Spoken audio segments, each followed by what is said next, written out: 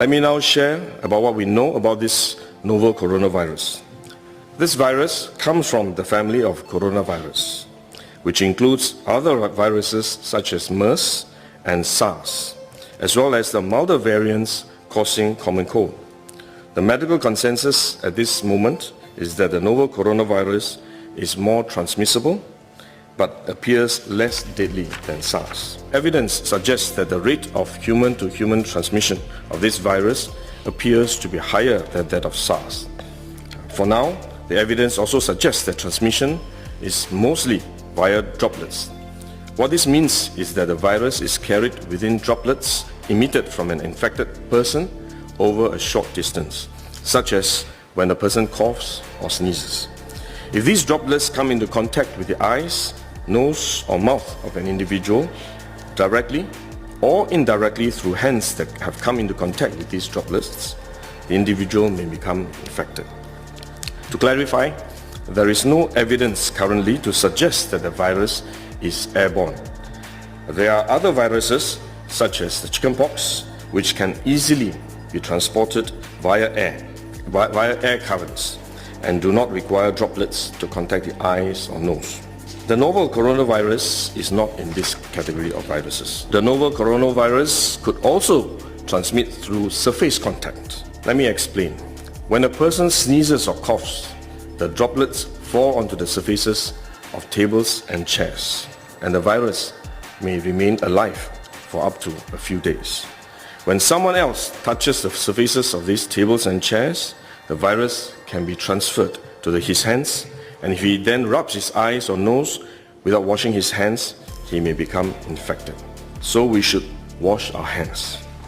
This is also why we only quarantine the close contacts of confirmed cases. For more transient contacts, such as individuals that the confirmed cases may have walked past in malls or hotels, the risk of transmission is low. For coronavirus generally, the person is most infectious when he is displaying symptoms, or what you call symptomatic. And this is likely to be the case for the novel coronavirus as well. There is evidence of limited spread from a person without symptoms during the incubation period. However, this form of transmission may be uncommon and has so far involved isolated cases only. At this point, the evidence still points towards higher transmissibility when the person is displaying symptoms. As such, medical professionals, both overseas and in Singapore, have advised that the most effective way that we can protect ourselves is to practice good personal hygiene. We should regularly wash our hands with soap and water and avoid touching our face with our hands. These may sound simple, but actually they're very difficult to do because all of us touch our face all the time. Even at a meeting when we have on this ministry task force, while I was speaking, I was touching my face until Minister Lawrence Wong nudged me with his elbow and said, "Stop touching your face." So it is simple but extremely difficult, but are actually very effective in preventing all kinds of infection. Potential infection from asymptomatic persons, in fact, is less likely to be from coughing or sneezing directly because they don't have symptoms. They are not sneezing or coughing, but more likely by touching contaminated surfaces, for which masks offer no protection. Wearing a mask when we are well often gives us a false sense of security instead, and we are more likely to touch our faces when we constantly adjust our masks, which is one way the disease spreads.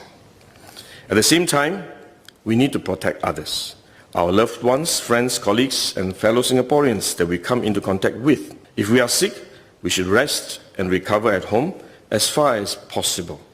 If we do need to go out to see a doctor, for example, we should wear a surgical mask to protect others.